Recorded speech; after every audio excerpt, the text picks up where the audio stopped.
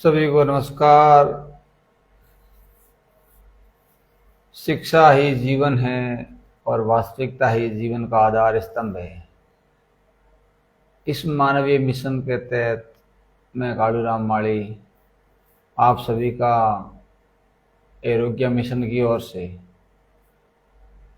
बहुत बहुत धन्यवाद, आभार प्रकट करता हूँ। सज्जनों, पिछले काफ़ी समय बाद एक बार फिर आपको ऑनलाइन के माध्यम से मिलने का प्रयास किया जा रहा है। सज्जनों, निरंतर हम आपसे ऑनलाइन से इस मिशन की वास्तविकता बताते आ रहे हैं और ये मानवता के नाम जो शिक्षा का भव्य मंदिर निर्माण कार्य निरंतर प्रकृति पर है, वो केवल आप सभी मानव समाज धर्म प्रेमी मित्रों की बदौलत चल रहा है। ये मिशन मानव समाज के हित में कर्म करेगा।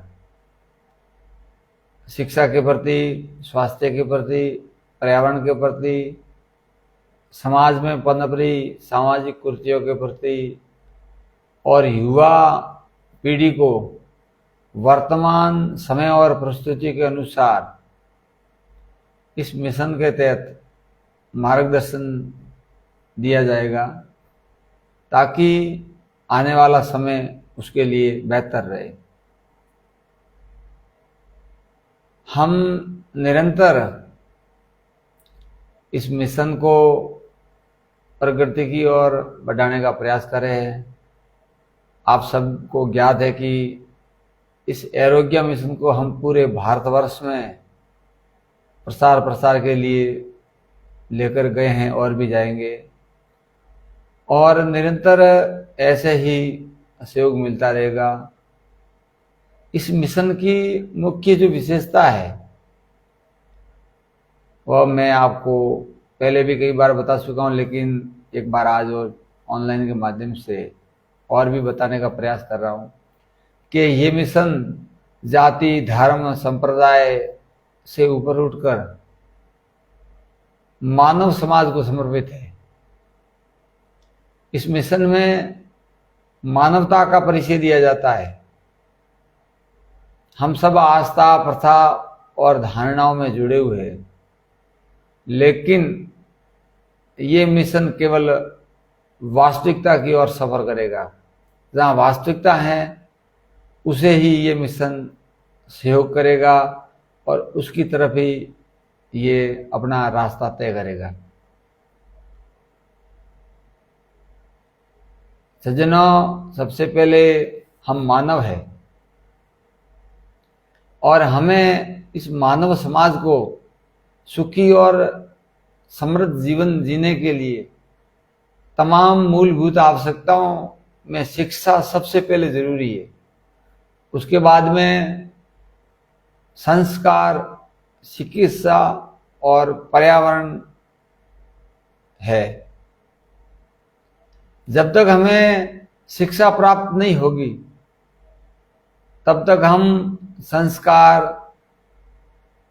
पर्यावरण और चिकित्सा तक नहीं पहुंच पाएंगे, क्योंकि शिक्षा ही वो चैनल है जिससे हम तमाम बातों को समझ सकते हैं।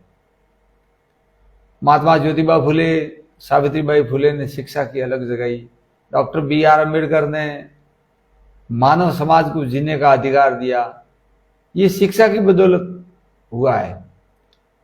जितने भी महान पुरुष हुए इस धरती पर, उन्होंने मानव समाज को जगाने के लिए अपना बलिदान दिया, लेकिन वो अकेले ही लड़े और आज भी वो ही चल रहा है, क्योंकि वास्तविकता में हमेशा कभी समूह नहीं बनता है।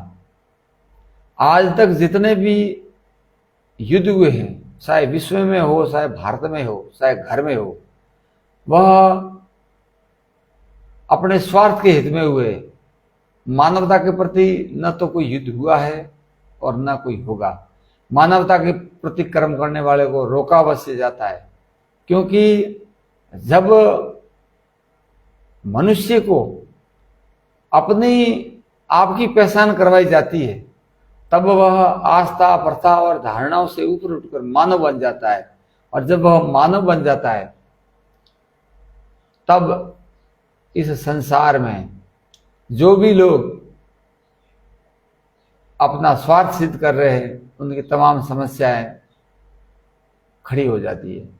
क्योंकि इस दुनिया में जर, जोरू और जमीन यानी सत्ता, संपत्ति और मनुष्य अपना ऐशो आराम की जिंदगी, भोग विलास के खातिर ये सब कुछ करता आ रहा है। मानव हित में अगर कोई कर्म करता है तो उसे या तो इस दुनिया से अलविदा होना पड़ता है, या उसे तमाम प्रकार की यातनाएं भोगनी पड़ती है। क्योंकि मानव कहना बहुत सरल बात है, लेकिन मानवता का परिचय देना सबसे बड़ी बात है। हम अनेक प्रकार की आस्था, प्रथा, धारणाओं में, जातियों में बंटे हुए मानव कोई अपने आप को कह भी नहीं सकता है। और जब तक हम अपने आप को मानव साबित नहीं कर सकते हैं, तब तक हमारा जीवन है जो अधूरा है। इस आरोग्य मिशन के तहत सामाजिक कुरीतियां, नारी सशक्तिकरण, शिक्षा, स्वास्थ्य और पर्यावरण के प्रति निरंतर प्रयास किया जाएगा। आप सबसे पूरी आरोग्य टीम की ओर से करबद्ध निवेदन रहेगा कि बाड़मेर जिले का ये पहला लाइब्रेरी निर्माणाधीन है, जो संपूर्ण भारतवर्ष में इसका हम प्रचार कर रहे हैं। और इस मिशन में आप निरंतर जुड़े और मानव बनकर इस मिशन का सहयोग करें, ताकि जब हम प्राकृतिक आपदाएं आती है उस समय मानव बनकर ही सहयोग किया जाता है। कोरोना काल आया, भूकंप आ जाए, बाढ़ आ जाए, तूफान आ जाए, तब जाति, धर्म, संप्रदाय सब बंद हो जाते हैं। उस समय मानव बनकर मानवता का सहयोग किया जाता है। इसलिए हमें भी निरंतर इस मिशन के तहत प्रत्येक व्यक्ति को, प्रत्येक विद्यार्थी को वह शिक्षा देनी है कि वो अपने आप को मानव समझे। भारतवर्ष में प्रतिदिन इतने अमानवीय कर्म हो रहे हैं, उसका कारण केवल एक ही है कि वह अपने आप को मानव नहीं समझता है। अन्यथा उसके पास सब कुछ संभव होने के बाद भी वह अनर्गल कर्म क्यों करता है? क्योंकि उन्होंने अपने आप को मानव नहीं समझा। अगर वो मानव समझता तो अपना के साथ पराया कभी नहीं होता।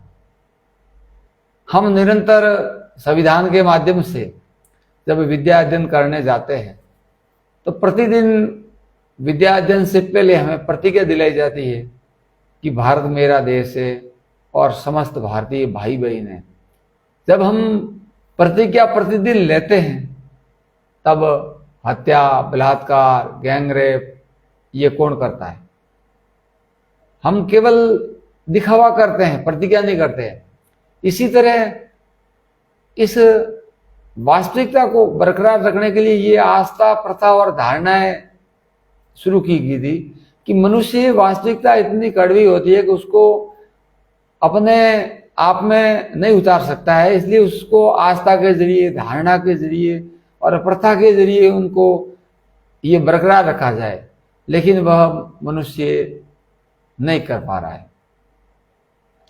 हम भले मंदिर जाए, चाहे सरस जाए, चाहे गुरुद्वारा जाए, चाहे तीर्थ में जाए, वहां केवल न केवल धारणाएं पूरी होती है, लेकिन वहां जाकर हम वास्तविकता नहीं ढूंढ रहे कि ये मंदिर क्यों है, ये तीर्थ क्यों है, ये गुरुद्वारा क्यों है, इसका क्या उद्देश्य है, हम इधर आए हैं तो यहाँ से क्या प्राप्त करके जाना चाहिए।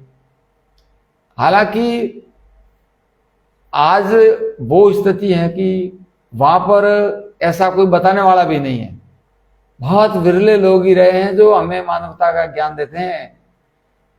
और शुरुआत में इस वास्तविकता को बरकरार रखने के लिए ये एक पाठशाला के रूप में मंदिर, चर्च, गुरुद्वारा, तीर्थ व्रत शुरू किए गए थे। लेकिन आज वो केवल हमारी आस्थाओं में बदल गए और हम शक्कर काट के वापस आ रहे हैं। हमें न कुछ ज्ञान है और न कुछ हम ज्ञान प्राप्त कर पा रहे। इस संसार में हम सबको पता है कि जन्म केवल एक ही कारण से होता है पूरे विश्व में। प्रकृति और पुरुष का मिलन से ही एक मानव की उत्पत्ति होती है, और मृत्यु अगर हो जाती है तो उसके बाद में पूरे विश्व में दोबारा कोई वापस जिंदा नहीं होता है। लेकिन उसके बाद भी हम निरंतर अपने ऐशो आराम की जिंदगी के लिए अनर्गल कर्म कर रहे हैं। अनेक महान पुरुष हुए जिन्होंने अपना पूरा बलिदान देकर मानवता के प्रति अलख जगाई। अनेक वीर वीरांगनाएं इस धरती पर हुई। अनेक महान संत पुरुष हुए जिन्होंने अपनी वाणी के माध्यम से अपने आप को मानव समझने का कर्म किया। लेकिन हम स्वार्थ के खातिर इस बात को नहीं स्वीकार करके हम लड़ रहे हैं। सज्जनों, जहां तक मुझे गुरुदेव ने जो आत्मा अनुभव करवाया उससे ऐसा लग रहा है कि पक्ष केवल दो ही है, मानव और दानव। और युद्ध भी केवल दो ही प्रकार का होता है। धर्म का युद्ध अधर्म से होता है, न्याय का अन्याय से, नीति का अनीति से, और सत्य का असत्य से। लेकिन ये युद्ध आज तक कभी भी सेनाओं के साथ नहीं हुआ है, व्यक्ति विशेष से हुआ है। बाकी जितने भी विश्व युद्ध हो रहे हैं वो सत्ता, संपत्ति और भोग विलास के लिए हो रहे हैं, मानवता के लिए नहीं हो रहे। बड़ी दुख की बात है कि एक शिक्षा का मंदिर बनने जा रहा है, वहां लोग अनर्गल बातें, टिक्का टिप्पणी करते हैं। और अगर इसी जगह एक धर्म के नाम का केंद्र खोल दिया होता तो लोग बिना पूछे करोड़ों रुपए दे देते। लेकिन जब शिक्षा की बात आती है, जब मानवता की बात आती है, तब हजारों सवाल खड़े करते हैं कि ये संस्था कौन चला रहा है, कौन से धर्म से जुड़ी है, कौन सी जाति से जुड़ी है, इसका क्या लक्ष्य है। और हम निरंतर कह रहे हैं कि एरो का मतलब है ज्ञान, एरो का मतलब है तीर, और ज्ञा का मतलब है ज्ञान। यानी ज्ञान का तीर लगे घट भीतर, कर दे अपने तन की पहचान। अपने आप की पहचान अगर करनी है तो अपने भीतर प्रवेश करके ही की जा सकती है कि मैं मानव हूं।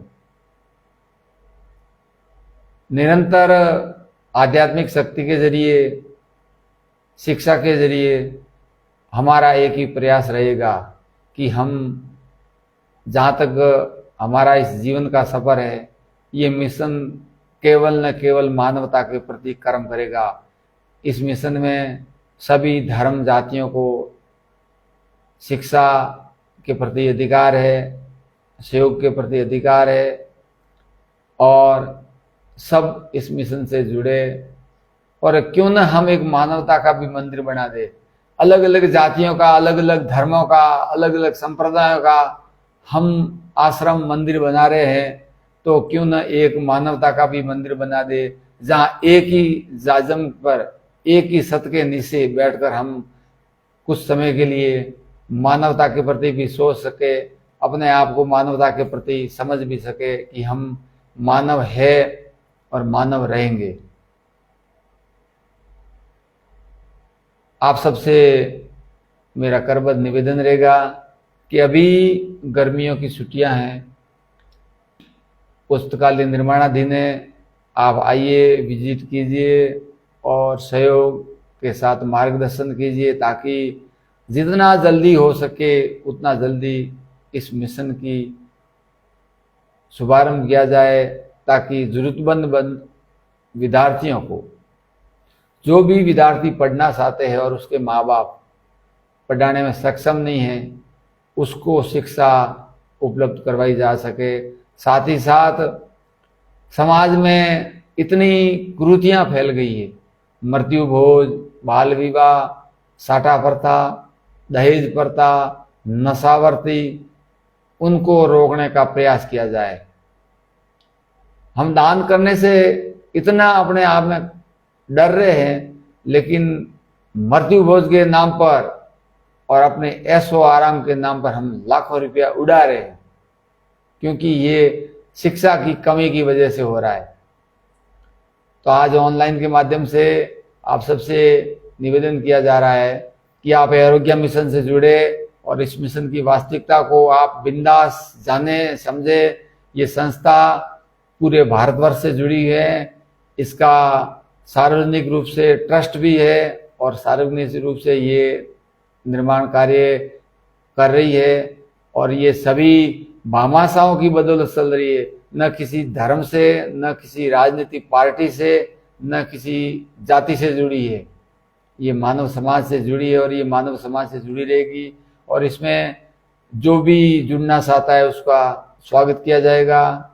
एक बार पुनः पूरी आरोग्य टीम की ओर से आप सबका दिल की गहराइयों से बहुत बहुत धन्यवाद, आभार। आज मैं अपनी वाणी को यहीं विराम देता हूँ, और ऐसे ही हम आपसे निरंतर जुड़े रहेंगे और अपने दिल की बात आप सब तक पहुँचाते रहेंगे। धन्यवाद, आभार।